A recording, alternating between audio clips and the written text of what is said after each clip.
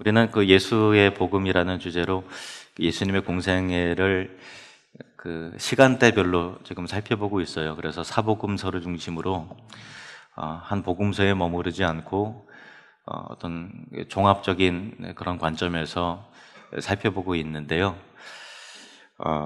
오늘 본문은 누가복음 10장부터 17장까지는 대체로 누가복음에만 기록이 되어 있는 말씀이 집중적으로 나와요. 때는 공생에 대해 3년차 가을부터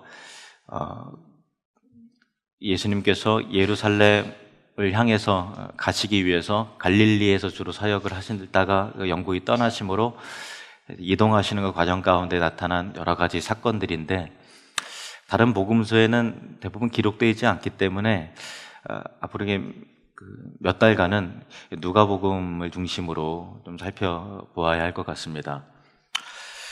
오늘 본문의 간략한 내용은 갈릴리 지역을 떠나시면서 사마리아 땅을 이렇게 경유해 가시는데, 예수님께서 제자들 70명을 세우셔서 그들을 각 고을로 마을로 파송하시면서 전국 복음을 전하게 하는 그런 내용이 기록이 되어 있습니다. 앞서서 오늘 본문은 누가복음 10장 1절부터인데요. 한 장 더 앞에 누가복음 9장에 보시면 예수님께 12제자를 또 파송하시는데 그 내용이 좀 비슷해요. 너희는 두벌옷을 가지지 말고 또 전대나 또 다른 것들을 챙기지 말고 하나님만 의지하라는 것이죠. 그래서 각 고을마다 마을마다 귀신을 쫓아내고 병든 자가 있으면 고치고, 예수님께서 제자들에게 그 권세와 능력을 주셨고, 그래서 천국 복음을 전파하셨던 하도록 하게 했던 그 내용이 누가복음 9장에 기록이 되어 있는데, 오늘 내용은 12제자에게 명령하셨던 것과 거의 동일한 내용이 기록이 되어 있습니다. 사실 이 70인을 파송하시고 또 그들에게 전하신 그 명령을 설교하기가 참 부담스러워요. 왜냐하면 제 삶도 그렇고 우리 교회의 모습도 그렇고 이 복음 앞에 이 70인이 예수님의 명령을 쫓아서 적극적으로 순종하고 이 복음의 그 역동적인 그런 모습들이 많이 있어야 되는데, 그런 모습이 우리에게 좀 많이 부족한 것 같아서 죄송한 마음 가운데 제가 좀 적극적인 측면에서 설교하기가 참 부담스러운 내용입니다. 그러나 그렇기 때문에 우리에게 더더욱 필요한 말씀으로서 하나님께서 오늘 저와 여러분에게 주시는 말씀인 줄로 믿습니다. 먼저 오늘 좀 길게 읽었는데요, 1절부터 11절까지 각 구절에 대한 내용들을 간략하게 점검해보고, 그리고 오늘 말씀을 통해서 건져 올리는 굵은 내용을 좀 살펴보도록 하려고 합니다. 1절 말씀을 보시면, 그 후에 주께서 따로 70인을 세우사 친히 가시려는 각 동네와 각 지역으로 둘씩 앞서 보내시며, 70인을 전도인으로 파송하시는데 35계조로 나눠서 둘씩 짝지어서 파송을 하세요. 우리가 군대에서도 보초를 쓸 때 그 개인이 이렇게 하지 않고 한 명이 보내지 않고 최소 2명 이상 그렇게 어떤 작전이라든가 보초나 그런 것들이 2인 1조로 보통 그렇게 합니다. 왜냐하면 무슨 일이 있을 때 서로 간에 연락을 취할 수가 있고, 한 사람이 이 사람을 도울 수 있고 이 사람이 저 사람의 도움을 받을 수 있기 때문에 그렇게 하는 거죠. 그만큼 우리가 복음을 전하고 전도라는 것은 함께 연합해서 감당해야 될 영적 전쟁과 같다라고 하는 그런 의미입니다. 2절 말씀을 보시면요, 이르시되 추수할 것은 많되 일꾼은 적으니 그러므로 추수하는 주인에게 청하여 추수할 일꾼들을 보내주소서 하라. 우리는 추수할 것이 없다고 보통 그렇게 말을 해요. 예수 믿는 사람들이 복음을 받아들이는 사람들이 없기 때문에 추수할 것이 없다고 그렇게 변명을 합니다마는, 그러나 예수님께서 분명히 말씀하시기를 추수할 것이 많다. 그만큼 영적인 갈급함을 가지고 복음의 메시지를 들어야 될 사람들이 많이 있다라는 그런 의미입니다. 추수를 위해서 더 많은 일꾼이 필요하니까 일꾼을 달라고 기도를 하라라고 하는 예수님께서 우리에게 알려주십니다.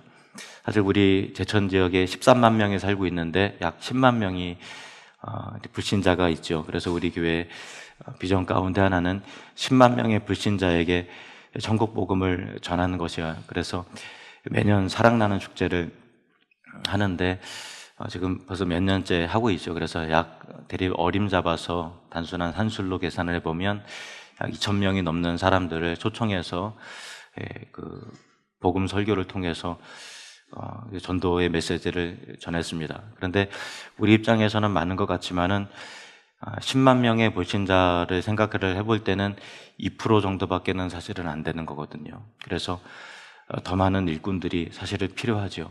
그래서 예수님께서 우리에게 일러주신 기도의 내용대로 추수하는 주인에게 청하여 더 많은 일꾼을 보내주소서 하라. 같이 한번 따라해 보겠습니다. 주님, 더 많은 일꾼을 보내주시옵소서.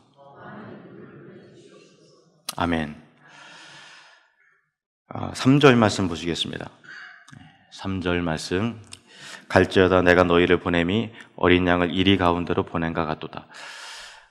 요즘에 전도가 안 된다고 얘기를 많이 합니다. 틀린 말은 아니죠. 그러나 여러분 기억해야 될 것이요, 2000년 기독교 역사상 전도가 쉬웠던 적은 한 번도 없었습니다. 예수님 당시에도 전도는 굉장히 어려웠습니다. 이 세상은 복음에 대한 강한 회방이 있고요, 배척이 이루어지는 영적인 전쟁터입니다. 그래서 내가 너희를 보냄이 어린 양이 이리 가운데로 보낸 같다, 이렇게 말씀을 하셨다라는 것입니다. 그러나 예수님께서 보내셨기 때문에 우리는 어떤 어려움이 있고 영적 전쟁과 해방이 있다 할지라도 세상을 향해 믿지 않는 자들을 향해 나아가야 하는 것입니다. 4절 말씀을 보시겠습니다. 전대나 배낭이나 신발을 가지지 말며 길에서 아무에게도 문안하지 말며.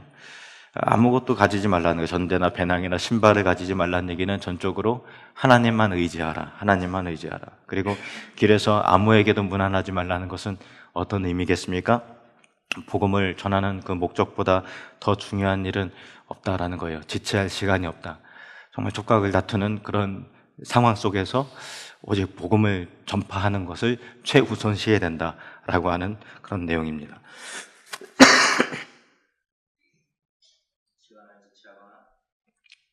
낭비해서는 안 된다라는 것이죠. 5절, 6절 말씀을 보시겠습니다. 5절, 6절. 어느 집에 들어가든지 먼저 말하되 이 집이 평안할지어다 하라. 만일 평안을 받을 사람이 거기 있으면 너희의 평안이 그에게 머물 것이요 그렇지 않으면 너희에게로 돌아오리라. 전도는 평안의 메시지, 즉 복음을 받아들이는 평화의 사람을 찾아내는 것입니다.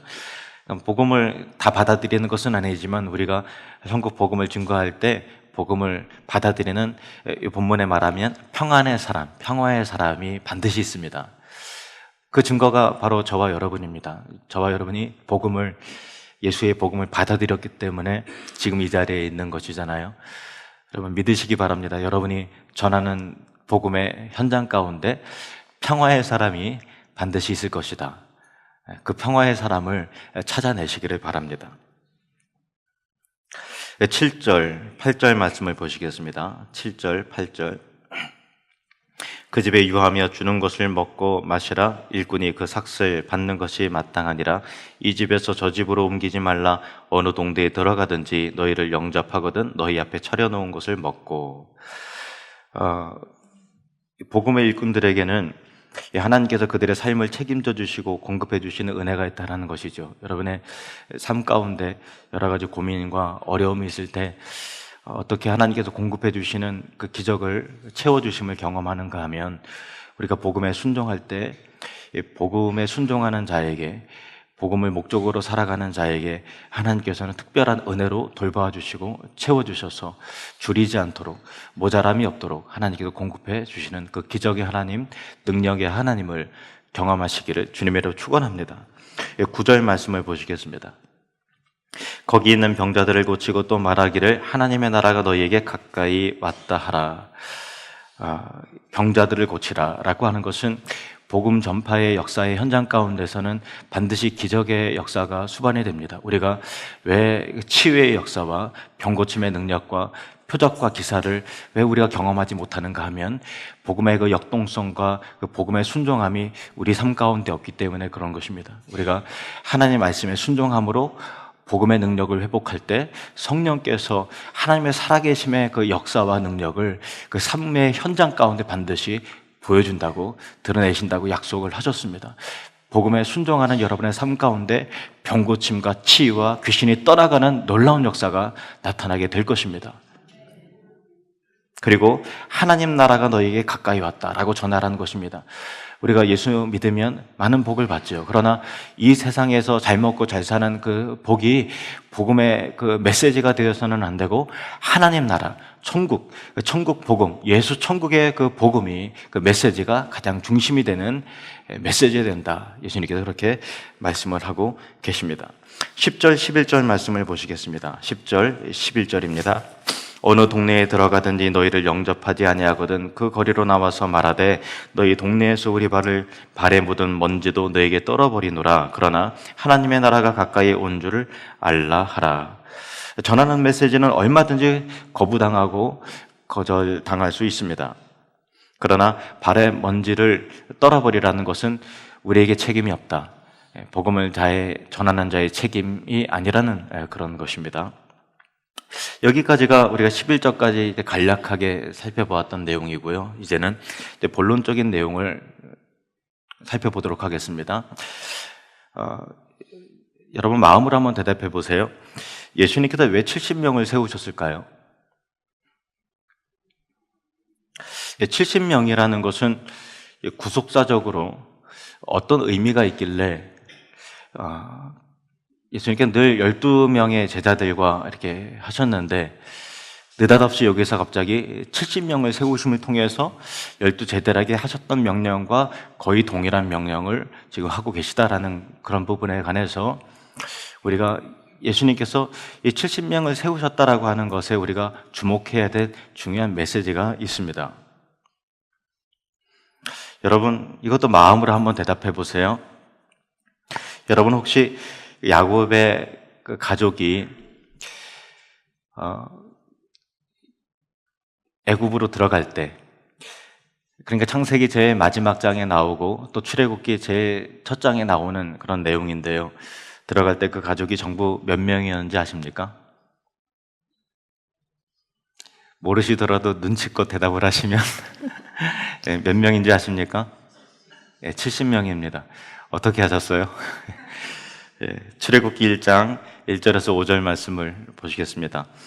야곱과 함께 각각 자기 가족을 데리고 애굽에 이른 이스라엘 아들들의 이름은 이러하니 루벤과 시므온과 레위와 유다와 이사갈과 수불론과 베냐민과 단과 납달리와 갓과 아세리요.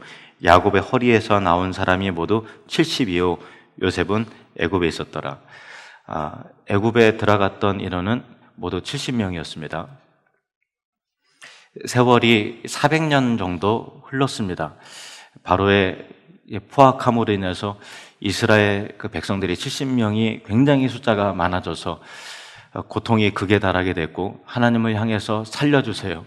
제발 좀 우리를 건져주시고 구원해주세요. 라고 하는 외침과 간절함이 하나님께 상달이 되었을 때 그때 출애굽의 역사가 시작이 되는데 그때 당시에 이스라엘 백성의 이 숫자가 얼마가 되는지 기억하십니까? 장정만 60만 명이었습니다. 그러면 여자와 어린아이 그리고 또 노인들을 합하면 학자들은 대략 추산하기를 200만 명 정도 되는 인원이 출애굽했다 이렇게 보고 있습니다. 그러면 두 번째 퀴즈입니다. 출애굽 직후에 시내산에 홍해를 건너고 나서 시내산에 도착을 하지요. 그리고 하나님께서 모세를 통해서 대제사장 아론과 나답과 아비요 그의 아들들을 데리고 올라오라. 그리고 이스라엘 장로들을 데리고 올라와라. 라고 해서 하나님과 이스라엘 백성과의 시내산 언약을 체결하는데 시내산에 올라갔던 중턱까지 올라갔던, 모세처럼 끝까지 올라간 자가 아니라 언저리까지 올라갔던 이스라엘 장로들의 숫자가 몇 명인지 아십니까? 그냥 확신 있게 대답하시죠. 몇 명인지 아십니까? 70명입니다. 그렇습니다. 출애굽기 24장 1절 말씀을 보시겠습니다. 시작. 또 모세에게 이르시되 너는 아론과 나답과 아비후와 이스라엘 장로 70명과 함께 여호와께로 올라와 멀리서 경배하고.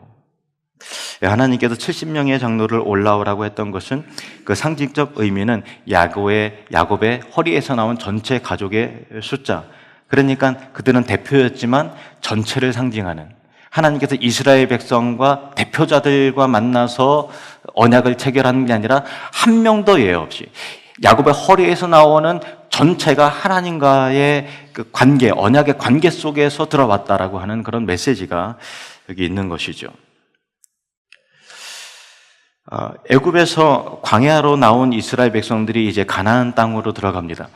출애굽은 이제 시작이 되었지만 아직 완성되진 않았어요. 왜냐하면 가나안 땅에 들어가지 않고 광야의 여정 가운데 있기 때문에 이스라엘 백성들이 야곱의 땅에 당도하기까지 하나님께서는 그들의 진정한 출애굽의 완성을 위해서 모세와 함께 일할 수 있는, 모세를 통해서만 일하지 않고 위임하고 분담할 수 있는 그 대표자들을, 리더들을 세우라라고 말씀하셨는데, 그때 세워진 리더들이 몇 명인지 아십니까? 70명입니다. 예. 민수기 11장 16절에서 17절 말씀을 보시겠습니다. 민수기 11장 16절에서 17절 시작. 여호와께서 모세에게 이르시되 이스라엘 노인 중에 내가 알기로 백성의 장로와 지도자가 될 만한 자 70명을 모아 내게 데리고 와 회막에 이르러 거기서 너와 함께 서게 하라. 내가 강림하여 거기서 너와 말하고 내게 임한 영을 그들에게도 임하게 하리니 그들이 너와 함께 백성의 짐을 담당하고 너 혼자 담당하지 아니하리라. 아멘. 내게 임한 성령을 그들에게도 주겠다라고 할 때 70명이지만 그들이 대표자였기 때문에 하나님의 그 마음과 함께 하시면 이스라엘 모든, 한 명도 외에 없는 모든 공동체에 그 마음이 쏟아지고 있었다라는 그런 사실입니다. 그렇다면 이 세 본문을 통해서 우리는 70명의 의미에 대해서 적어도 두 가지 사실을 깨닫게 되는데, 첫 번째는 70명은 처음 애굽에 들어간 야곱의 가족의 전체 숫자다라는 것입니다. 이것은 후에 이스라엘 전체를 대표하는 숫자이기도 하고 이스라엘 공동체 전체를 대표하며 상징하는 숫자입니다. 신약의 의미에서는 이스라엘 공동체는 바로 교회입니다. 교회 전체를 상징하는 숫자가 바로 70입니다. 그리고 두 번째, 70명은 무엇과 관련된 숫자입니까? 한번 대답해 보세요. 70명은 무엇과 관련된 숫자입니까? 이 본문이 계속 어디서 나오고 있습니까? 출애굽기에서, 그리고 또 이렇게 출애굽 과정 가운데 나오고 있습니다. 출애굽과 관련된 숫자입니다. 출애굽은 하나님의 그 진노와 심판에서 탈출하는, 애굽을 향해서 부어지는 하나님의 진노와 10가지 재앙과 심판에서 이스라엘의 내 백성을 건져낸다라고 하는 이 탈출, 말 그대로 출애굽, 구원과 관련된 메시지라는 것입니다. 예수님께서는 누가복음 9장 1절에 12제자를 세상에 파송하시고 또 누가복음 10장에 이 70인의 제자를 세상에 파송하시는 그 사건, 그 두 가지 사건 가운데 여러 사건들이 누가복음 9장에 기록이 되어 있는데, 그 사건 가운데 가장 핵심이 되는 사건이 바로 예수님께서 변화산에 올라가셔서 그 예수님의 신성과 영광을 드러내는 놀라운 사건이었습니다. 그 옷이, 그 용모가 희게 변하고 광채가 드러나면서 세상에 어떤 빛도 그와 같이 찬란한 빛과 그 어떤 흰색도 그와 같이 흰색이 없을 정도로 예수님의 신성을 제자들에게 보여주셨던 그런 사건입니다. 누가복음 9장 28절에서 31절 말씀을 보시겠습니다. 누가복음 9장 28절에서 31절 말씀 같이 읽으시겠습니다. 시작. 이 말씀을 하신 후 80일쯤 되어 예수께서 베드로와 요한과 야고보를 데리고 기도하시러 산에 올라가사 기도하실 때에 용모가 변화되고 그 옷이 휘어져 광채가 나더라. 문득 두 사람이 예수와 함께 말하니 이름 모세와 엘리야라. 영광 중에 나타나서 장차 예수께서 예루살렘에서 별세하실 것을 말할세. 몇 가지 기억해야 될 내용이 있습니다. 산 위에서 예수님께서는 모세와 엘리야와 대면하고 계십니다. 그 내용은 별세에 대한 내용이었습니다. 모세는 애굽 왕 바로의 노예였던 이스라엘 백성들의 그 탈출을 이끄는 지도자였습니다. 이스라엘의 탈출과 함께 애굽은 하나님의 10가지 재앙의 심판을 받게 돼 있고, 제일 마지막 재앙은 장자의 재앙이요, 이스라엘 애굽의 전체에 곡소리가 끊이지 않게 나는 무시무시한 재앙 가운데서 하나님께서는 이스라엘 백성들을 건져내셨던 것입니다. 출애굽이라는 것은 멸망할 이 세상으로부터, 죄로부터, 심판으로부터의 탈출을 의미하는 것이죠. 엘리야는 북이스라엘의 선지자였습니다. 그들이 바알신과 아사랴 신에게 행음하면서 영적인 간음을 하면서 그의 죄의 포로가 되었을 때 하나님께서 엘리야 선지자를 세우셔서 그들이 영적인 출애굽을 할 수 있도록 이끄는 그 사명을 가진 선지자였습니다. 그러나 대다수의 사람들은 죄와 우상으로부터의 탈출을 거절했고, 그 뒤로 150년 후에 북이스라엘은 BC 722년에 철저하게 멸망해 사라져버렸습니다. 예수님은 이 모세와 엘리야와 함께 예수님께서 예루살렘에서 별세하실 것을 말했다고 이렇게 말하고 있습니다. 별세라는 것은 그 헬라 단어로 엑소도스라는 단어입니다.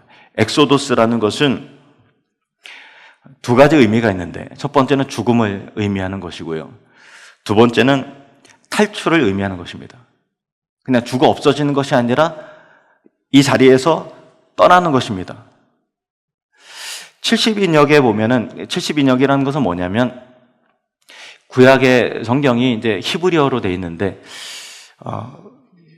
예수님 오시기 몇백 년 전에 헬라 시대가 됐을 때 그 신학자들이 헬라어로 구약의 성경을 번역을 했어요.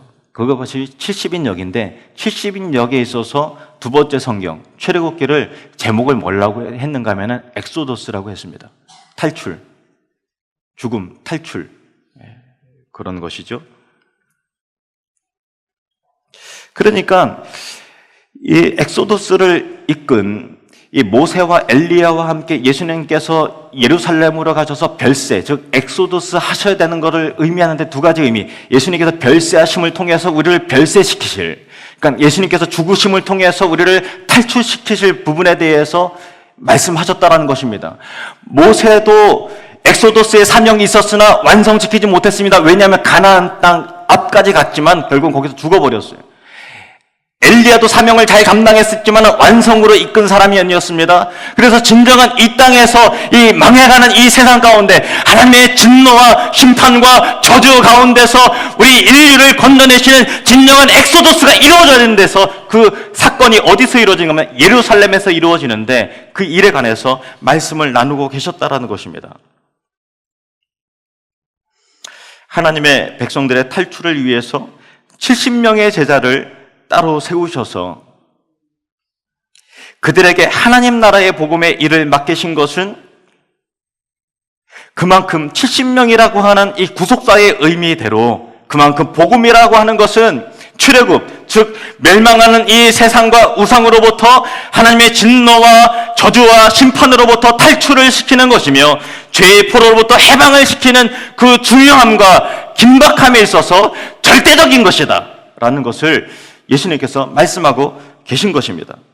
그 엑소도스의 사명, 영적 출애굽의 사명을 예수님이 왜 혼자 하시지 않고 하나님의 택하신 모든 성도, 즉 교회의 위임으로 구원하시는가?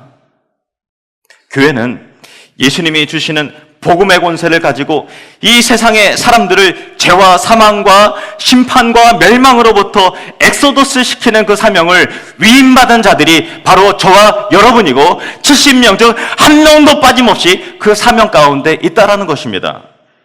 16절 말씀을 보시겠습니다. 16절 시작.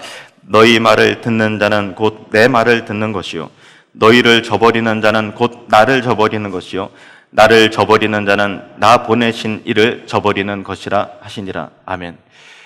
너무나 중요한 권세와 사명을 저와 여러분의 입술 가운데 주셨습니다. 너희 말을 듣는 자는 곧 내 말을 듣는 자고, 너희 말을 안 듣는 자는 내 말을 안 듣는 자고 내 말을 안 듣는 자는 하나님을 거절하는 것이다. 저와 여러분의 입술 가운데 하나님의 영적인 권능과 권세가 있습니다. 모든 성도의 입에는 한 명도 예외 없이 야곱의 허리에서 나온 모든 이 하나님의 백성들의 그 입술 가운데서는 하나님의 나라가 가까이 왔다고 하는 이 복음의 메시지가 담겨져 있어야만 하는 것입니다. 그러나 우리는 우리의 입술에 복음의 메시지가 없습니다. 문제는 그거예요. 그냥 이 세상 돌아가는 이야기, 먹고 사는 이야기, 당장 공공한 형편에 관해서만 이야기하지 내 마음 가운데 우리 입술에 과연 이 천국의 복음의 메시지가 있는가라고 할 때 우리는 너무나 부끄럽다라는 것입니다. 다시 이 말씀을 통해서 저와 여러분의 그 입술 가운데 천국 복음의 메시지가 회복되시기를 주님의 이름으로 축원합니다. 누가복음 10장 12절에서 14절 이어지는 본문에 이 세상의 상황에 대해서 말씀하고 계십니다. 내가 너희에게 말하노니 그날에 소돔이 그 동네보다 견디기 쉬우리라. 화 있을진저 고라시나 화 있을진저 벳세다야. 너희에게 행한 모든 권능을 두로와 시돈에서 행하였더라면 그들이 벌써 베옷을 입고 재에 앉아 회개하였으리라. 심판때에 두로와 시돈이 너희보다 견디기 쉬우리라. 이 세상은 평안해 보이는 듯하지만 임박한 심판과 진노 아래에 놓여 있습니다. 누가복음 3장 17절 말씀에 예수님은 누구십니까? 구원자시죠. 그런데 단지 구원자만은 아니십니다. 3장 17절 말씀 같이 읽겠습니다. 시작. 손에 키를 들고 자기의 타작마당을 정하게 하사 알곡을 모아 곳간에 들이고 쭉정이는 꺼지지 않는 불에 태우시리라. 예수님은 추수하여 알곡을 곳간에 들이심으로 우리를 구원하시는 구원자이시지만 동시에 죄를 엄밀하게 다스리시면서 쭉정이는 꺼지지 않는 물에 태우시는 두려우신 재판장이십니다. 예수님은 사람의 몸과 영혼을 지옥에 보내어 멸하시는 하나님을 두려워하라고 그렇게 경고하고 계십니다. 마태복음 10장 28절 말씀 보시겠습니다. 시작. 몸은 죽여도 영혼은 능히 죽이지 못하는 자들을 두려워하지 말고 오직 몸과 영혼을 능히 지옥에 멸하실 수 있는 이를 두려워하라. 여러분, 하나님을 두려워하십시오. 그것이 믿음입니다. 여러분, 축복합니다. 이 자리에 한 사람도 지옥에 떨어지는 분이 없기를 주님의 이름으로 축원합니다. 15절 말씀이 이어집니다. 가버나움아, 내가 하늘에까지 높아지겠느냐? 음부에까지 낮아지리라. 가버나움은 어디입니까? 갈릴리에서 예수님 거처하시고 머무셨던 집이 있었던 곳이 바로 가버나움이에요. 가장 많이 복음을 들었고 가장 많이 기적을 두 눈으로 귀로 확인했던 사람들이 가버나움 사람들이었습니다. 그러나 예수님께서 가버나움 일대에 놀라운 부흥과 복음을 영접하는 일이 일어나야 되는데 그러지 않았다라는 것입니다. 많은 사람들이 예수 그리스도를 배척하고 거절했습니다. 그들이 음부 곧 지옥에까지 떨어질 것이다라고 하는 경고의 메시지인 것입니다. 우리는 왜 예수를 믿어야 합니까? 우리는 왜 전도를 해야 합니까? 복음에는 다양한 측면들이 있어서 부드러운 언어로 전하기도 하고, 그래서 복음의 어떤 긍정적인 좋은 측면들, 복과 관련된 내용들을 담아서 주로 전하지만, 그러나 우리가 간과하지 말아야 될 가장 중요한 내용 중에 하나는 우리가 왜 예수를 믿어야 되는가? 지옥 가지 않기 위해서 예수를 믿는 것입니다.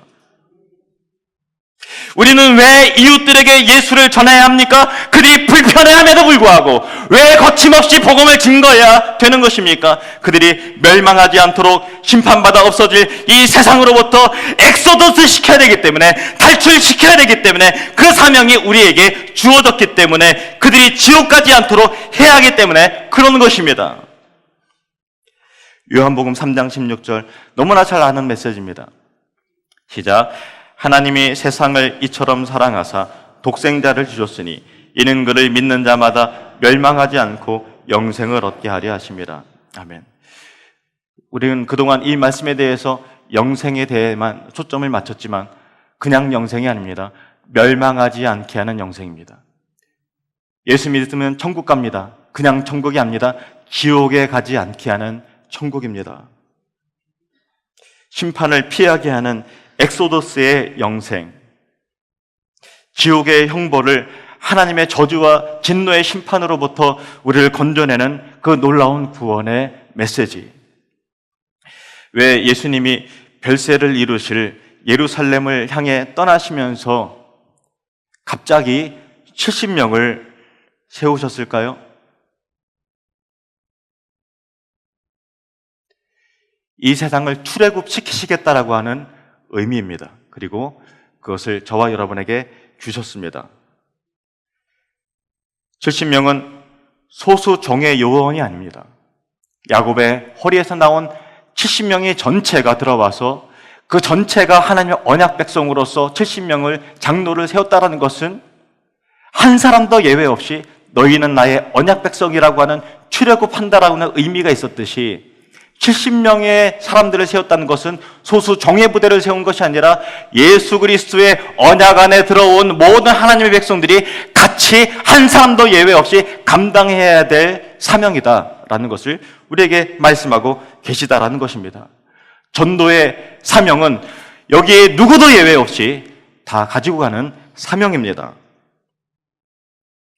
여러분, 저와 여러분이 부족하지만 주님 오실 때까지 그 사명을 잘 감당하시는 복음의 역동성이 있고 복음의 능력을 회복하는 그런 교회가 되기를 주님의 이름으로 축원합니다.